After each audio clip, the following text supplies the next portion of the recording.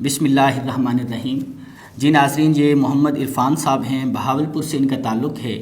یہ پوچھتے ہیں کیا ماہ رمضان میں واقعی شیاطین کو قید کر دیا جاتا ہے یا یہ بھی صرف ایسے ہی باتیں کی جاتی ہیں؟ جی میرے بھائی، یہ صرف باتیں نہیں ہیں، بخاری شریف میں حدیث پاک موجود ہے، حدیث نمبر 1899۔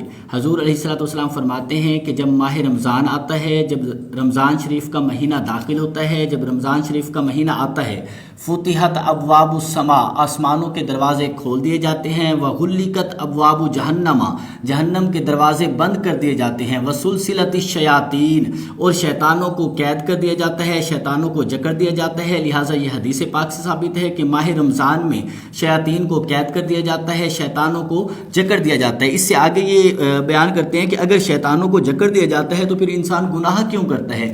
جی میرے بھائی، گناہ کا ہے دو اسباب ہے گناہ کے بیسیکلی۔ ایک سبب تو یہ ہے کہ شیطان کے ورگلانے پہ، دوسرا ہے نفس امارہ۔ نفس امارہ جو ہے یہ بھی انسان کو اندرونی طور پہ ورگلاتا ہے، گناہ کی طرف راغب کرتا ہے۔ تو ماہ رمضان میں شیاطین تو قید کر دیے جاتے ہیں۔ علماء کرام اس کی اس طرح سے وضاحت فرماتے ہیں کہ شیاطین قید کر دیے جاتے ہیں، لیکن انسان پہ چونکہ سارا سال 11 مہینے شیطان کا غلبہ رہتا ہے، وہ برے کاموں میں لگا رہتا ہے، تو ماہ رمضان میں اسے نفس امارہ، جو اس کا نفس ہے، وہ اس کو ہے گناہ کرنے پہ۔ لہٰذا انسان کو چاہیے کہ اپنے نفس پہ کنٹرول کرے۔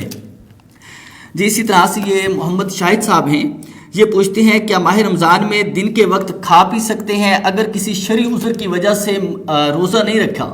جی میرے بھائی، اگر آپ نے کسی شرعی عذر کی وجہ سے روزہ نہیں رکھا، شریعت نے آپ کو اجازت دی ہے کہ آپ نے روزہ نہیں رکھا کسی شرعی عذر کے سبب، تو آپ کھا پی سکتے ہیں، اس کی اجازت ہے، لیکن دوسروں کے سامنے نہ کھائیں، روزے داروں کے سامنے نہ کھائیں۔ روزے داروں کے سامنے کھانا منع ہے، اس سے اجتناب کریں، اس سے پرہیز کریں۔